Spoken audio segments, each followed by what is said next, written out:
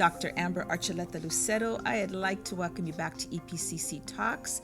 We are here doing another amazing segment, and today our guest is Dr. Christian Servín, and I would like to really have a conversation with him, not only about his personal and academic journey, but also I'd like to talk with him a little bit about some of the amazing projects that he's involved in and his huge contribution to our community. So, Dr. Servín, welcome to EPCC Talks. I have been looking forward to this, I really have, and I know that we had to reschedule, but thank you for thank you for being here with us, and thank you for taking the time. I know your time is valuable, and spending some time here at EPCC Talks with us. Thank you for having me. This is a great podcast you have. Congratulations in the whole work. I've been watching them and listening to them as well. So thank you. Thank you. I kind of wanted to start and jump in talking a little bit about, first of all, the grants you've been involved in, some of your work at the college. Then I'd like to kind of move through teaching, and then I want to get to kind of the nitty-gritty, which talking about your own journey. So tell me, I hear all the time and read about all the time the amazing work that you're doing. I was on your website again last night, just freshening up, making sure that I understand everything. So the latest and greatest in terms of your contribution and the grants, I'd like to start there. Can you tell me a little bit about what you've been doing recently? Thank you, and thank you for bringing that into the perspective of the college. So we are in 2021, for the record. Eventually, we're gonna go back in history, but 2020 was very challenging years for all of us.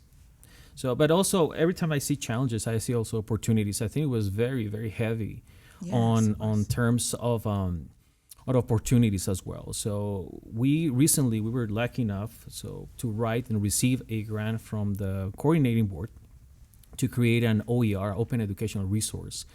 In the computer science education community, we kind of need that. Everybody needs OERs, but when we migrate from the face-to-face courses to an online, we noticed there was a completely different ball game. Yes. And different kind of monsters appeared there in trying to disseminate the information. So there was this call for the grant for the OER, and we wrote this one during 2020. As a matter of fact, we repeat that whole rewriting process, and eventually we got awarded a couple months ago, recently, and informally we got it a couple months ago, but it was not until last month that they endorsed it, that El Paso Community College will receive this OER from the coordinating board, which is great, and it will help to create a set of resources for the students, particularly videos that they can access, the students who are taking computer science and information technology programming classes. And then we'll create a very nice repository so they can actually, all the students from the state of Texas can access them, which is a beauty thing, because it's going to be homemade here in El Paso Community College, but it's going to be available for the rest of Texas by default. But it doesn't mean that the rest of the country will access it, because it will be having in a repository. So we're very, very happy and very lucky to receive that award. It's a highly competitive award. Many community colleges in 2 years and 4 years sent a couple of proposals, and we were the only one receiving from this particular one for computer science. We were very happy on that. No, and congratulations. Anything that helps our students move forward, we're elated about. Will the videos that you're completing or that you're developing and creating, they'll be done by computer science faculty, yourself, a multitude of people? Right. So I create, for those who know or don't know, computer science is a very different paradigm, because we do a lot of coding, and people, when you show the code, they freak out. And we're doing these things based on the best practices that we've been doing for the past decades. But I'm developing the whole curricula, and I also developing the best practice. And I'm lucky enough to work with great colleagues of mine. We also have a partnership with STS, which is the Student Technology Services. And we're training them. We've been training them for a couple of years now. And they've been actually going to work in some editing, some kind of modifications on things like that. So we create the curricula. We let the students to actually help them to do a couple of the work. It's a great experience for them. But for us, it's a great experience in as a work, as a team. It's a great opportunity. So, When I was looking at your website last night, you had this amazing piece. Actually, it was, I think, the video that when you were running for Senate. But you had just an amazing component on there, talking a little bit about some of I think, your passion, your heart, as it relates to the border. In particular, focusing in on more humanitarian causes and looking at the border from sort of a macro level and trying to figure out, all the wonderful dimensions and layers that we have on this border. And I wanted to talk to you a little bit about that. Tell me just, some of the things that gravitate toward you as it relates to talking about this amazing border that we live on, but also some of the things that you forecast and foresee in relation to your work on the border, some of the things you'd like to do. It's very interesting you brought that whole aspect on borders. My whole life, I've been living in this notion of frontier, borderlines, everything, because my first language is Spanish, right? I learned English, so I'm always been in that intersection, Mexican-American, that intersection. Computer programming languages is in that intersection, because when you program, you learn a new different programming languages. I've been always my whole life in the border of everything. But particularly speaking, the border between El Paso, Texas, and Ciudad Juarez is unique. And when I talk to my other colleagues across the nation, it's always in the highlights. I still believe it's one of the most, if not the most important border between these two countries. I'm not saying that the rest is not important. It's because the way we conjugate language, culture, and also the interest, because we share the same territory. Of course, there's a division there. There's a river that passed there, but in reality, the way we infuse the culture and the language and the actual bicultural language is unique. I don't think I have seen other phenomena like that in the past. I mean, there's borders around the world. But here in El Paso, we have that uniqueness.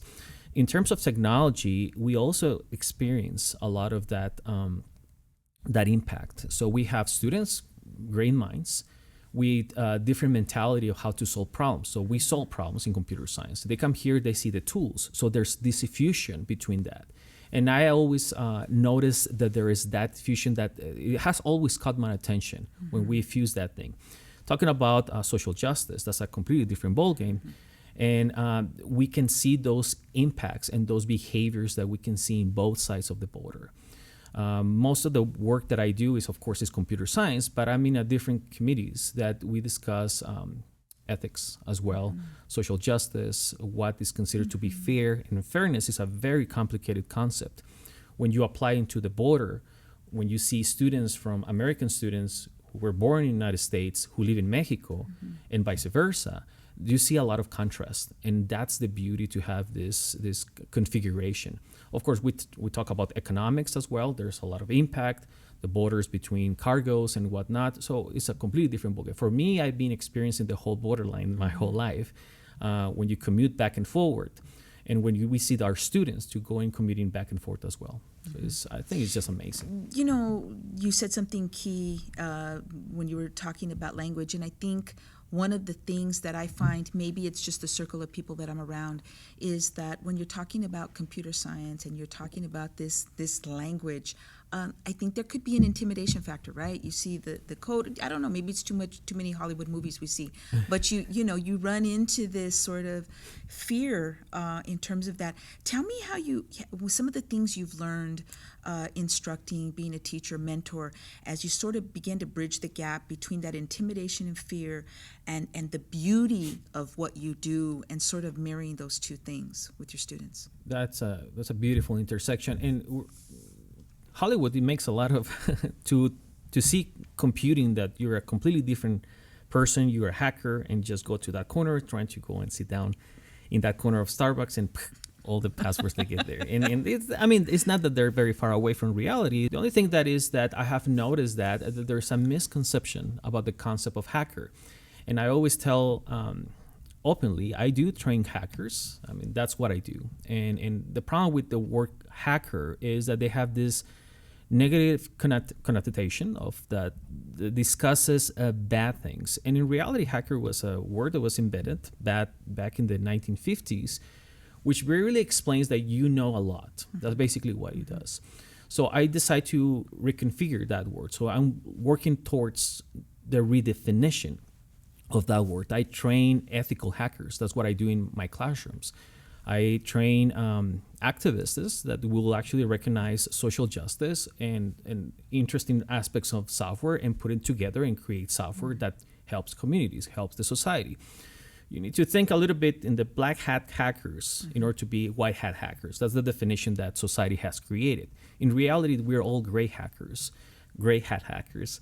And we need to do these balancings. Once you create these balancings, you can recognize when is needed certain things for community, for society, when there's a big need. Particularly right now that there's artificial intelligence, there's machine learning, quantum computing, cybersecurity. There's a lot of different areas emerging.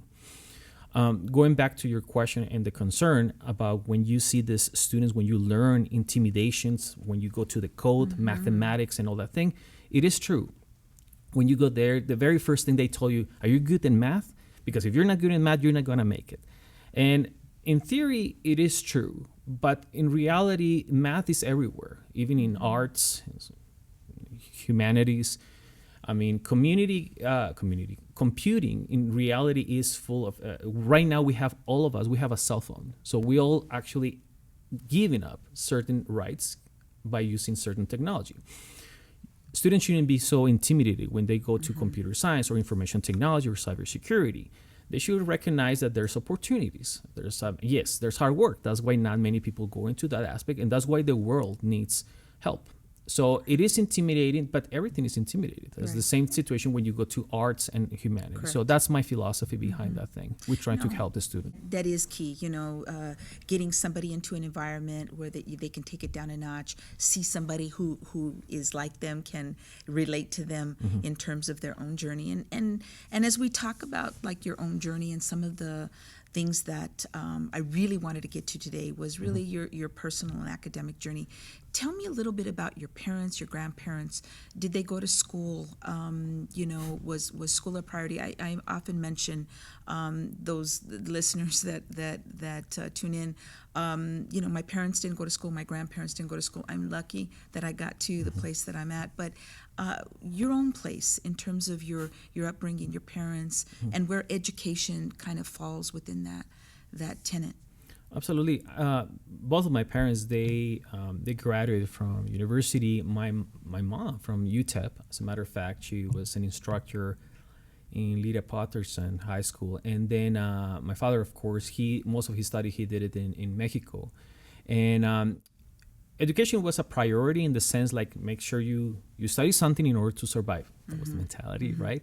And in reality, they want to just make sure all the things that I have, I absolutely own them because of that whole pathway that they create since I was a little kid. So my mom was teaching me things when I was a very kid. She was actually my English as a second language instructor. She was teaching me a lot of different things. My father also was teaching me a lot of perspective on economics and whatnot. So they always have this idea to help and you go to school, make sure you continue school and graduate with a degree. They never told me go to get a PhD or a master's, but they just want me to put in the map so I don't get, lost in the whole sense, and that I really appreciate that.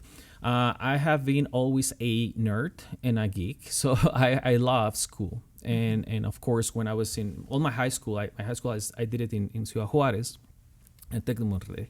So in Tec de Monterrey, I was very lucky that the school, they have computers, they have classes in English and whatnot. So that kind of brought me this idea to continue studying and to have a computer. Back in the day, we're talking about the late 90s, 1999, I believe. So I don't know. It's been weird, that timing. But when I got to UTEP, my mom is a graduate from UTEP a long time ago. She's like, oh, you should study engineering. And that was actually how everything started because engineers in Ciudad Juarez is great, right? You go to Maquiladora, you have a great job as an ingeniero, right? The engineer. But when I got here, I was actually moving towards more to the music major. I registered as a music major, so I did 1 year. And I think I wasn't, I guess, not brave enough to continue in my whole pathway in music. So I changed my major to philosophy, which is just a little bit different though. But that helped me a lot to recognize, because there was some intersection there. And I'm not gonna go talk too much about this, but it was not after a while when my parents told me, what you want to do? So what exactly you want to do? I mean, it's engineering, it's music, it's philosophy. What do you want to do? It's like, what is the intersection and everything? And that's where I went to computer science. I'm not sure, because I was playing the piano. It was kind of the keyword, that transition. But it was something that caught my attention from my high school and whole background that my parents put me on the place. They highly encouraged me, and I encouraged my brother and my sisters. So that's how actually eventually all of us, we graduate from the university and then do a master's and then eventually the PhDs.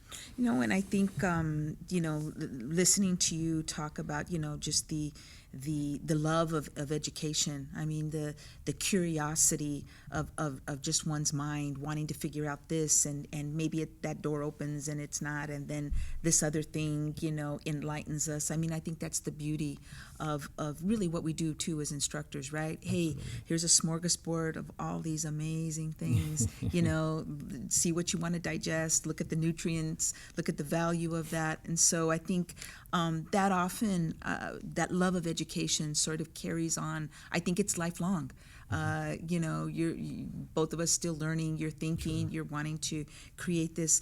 When you look back at maybe your, I don't know, middle school, high school years, before you get to college, and the love of education, what are some things that really struck you in terms of your own teachers, the individuals, the mentors, the people that were in front of you that, helped guide you? There's people in our lives, right? The key people that you see in your mind, like, if it wasn't for them. I don't know, highlight an individual in high school, middle school that struck you to the core, resonated with you, that you can look to and say, man, if it really wasn't for them. Anybody like that in your life? There's several heroes that I own my whole pathway, and it probably started from early stages of my education when I was in elementary school. So I was in a very it wasn't a good school, very good school. That they actually showed me a lot of conduct. So they were strict, very strict, and they always ask you to keep a very nice format of your notes and whatnot.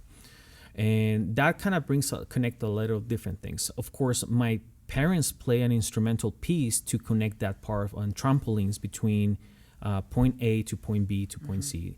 Because if it wouldn't be because of them, I probably wouldn't continue, because I know at some point there was some influences that they say, well, I'm going to go to this school because my friend, blah, blah, blah. And then there was some kind of decision makings. And of course, I'm deeply in depth with my parents because they make the right decisions. When I was in high school, I was very lucky that I have professors that they have a PhD in high school, which is very rare. As a matter of fact, when someone tells you about doctor, your mind goes directly to medical doctor, which are not the true medical doctors, but in reality, they're philosophy doctors, or philosophy and education, right? So there is a difference. Of course, back in the day, I didn't know exactly what that means, but I just knew it was a very, very wise person who was teaching math or English or something else. It was not when I arrived to UTEP that the Pandora box was open. And then I noticed that my big mentor, Professor Vladek Krenovich, he was actually the guy that just put me, you know what, this is the way you should go. And I was young and I was very, I didn't know too much what I knew. I knew it was around that way, but they kind of opened a lot of different points. And it was not because going to their classes and staying there in the college after hours, when I said, like, what are these guys doing here at 6, 7 p.m.? And sometimes they stay all the way to 10 p.m. What the heck they're doing this? And then you see the publications and things like that. I was lucky enough to be a student of Ann Gates, who was actually one of the pioneers of a lot of alliances of Hispanics, but of course in computing, Steve Roach, who actually leads software engineering perspective very deep. But of course, all my colleagues from different areas, now they're my colleagues, but they're still my heroes. That I still have a great admiration and great respect for all the work that they do, not only in computer science, but also in the multidisciplinary areas, geology, Aaron Velasco. So there was a lot of different, and I can enumerate them. But in reality, one individual who actually put me in the right pathway was Professor Vladi Krenovich, because he's big umbrella of wisdom. And then he said, like, he connects a lot of different things, and I like that model.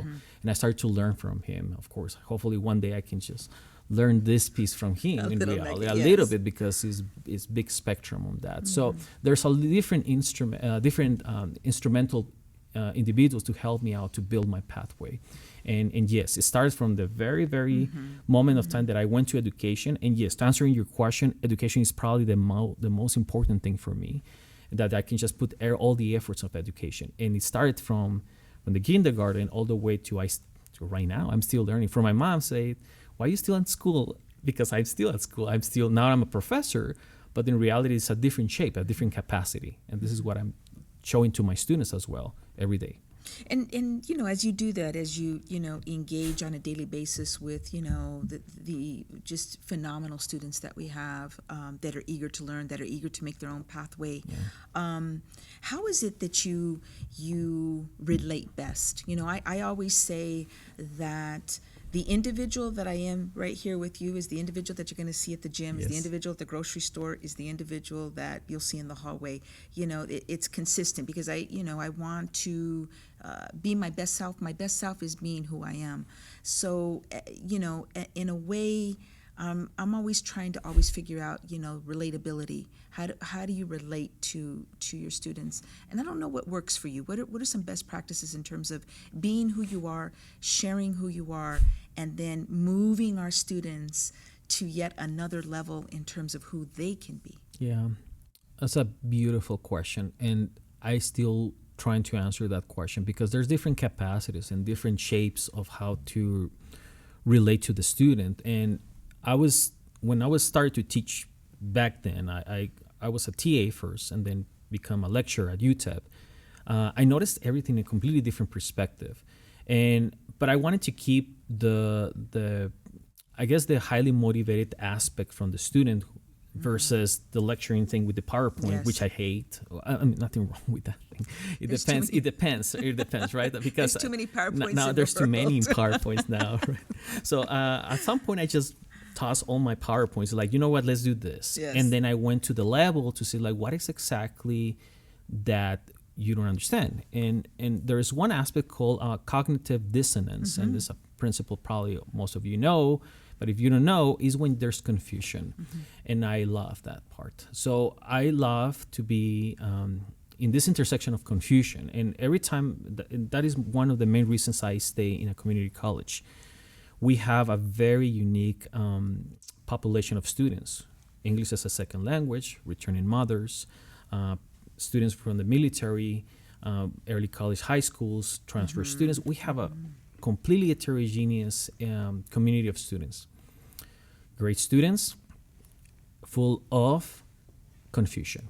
And that's where actually I start to relate to the students. Maybe a language, people who are taking ESL classes as they take in my classes, or they're confusion in a language or a programming language or mathematics. And that's actually where I think is an opportunity for me to start to recognize what's wrong, what's going on. And that's how you start building best practices, what they call.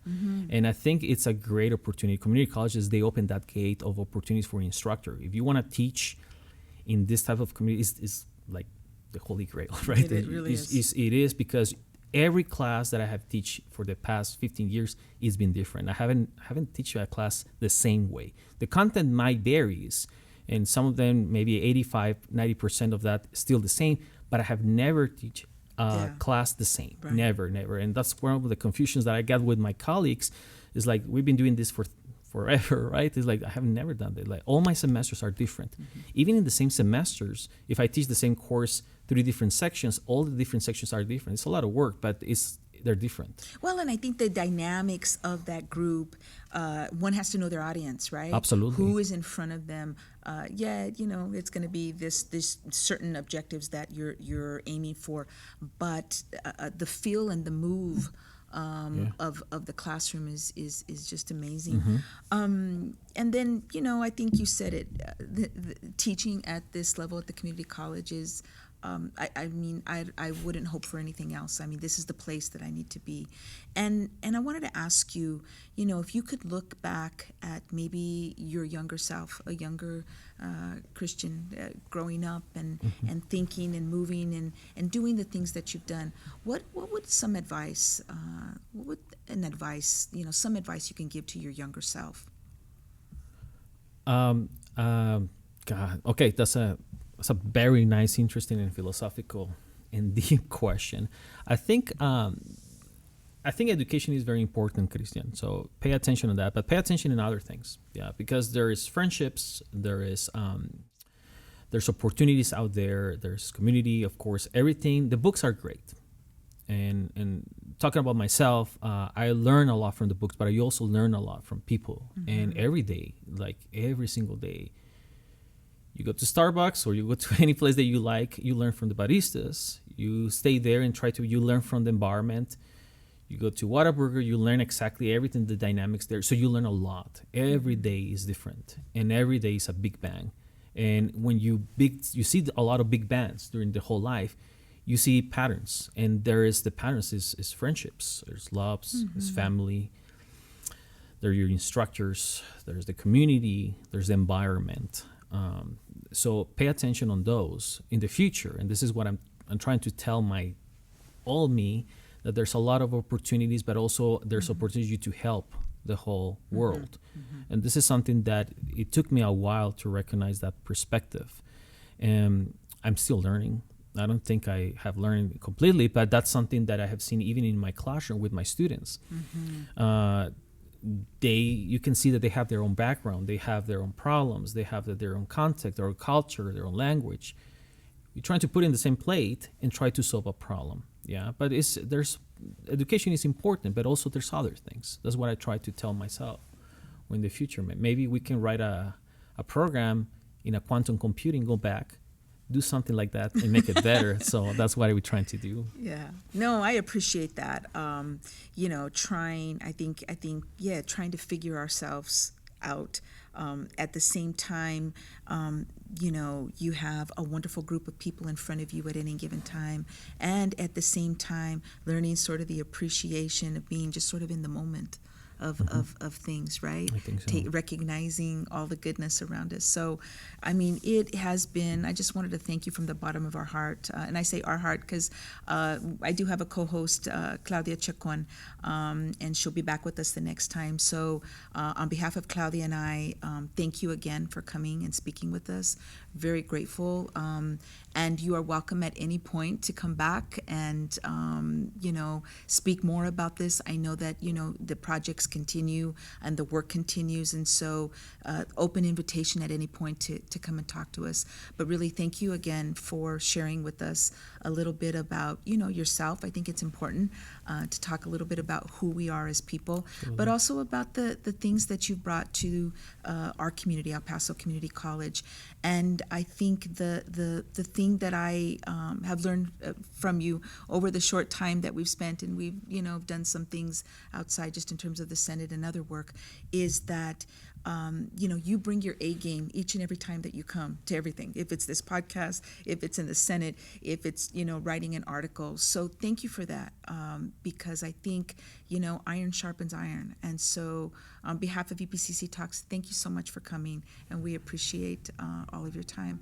And then on behalf of Claudia and I, thank you again for tuning in to EPCC Talks. Our best to you, and have a wonderful semester.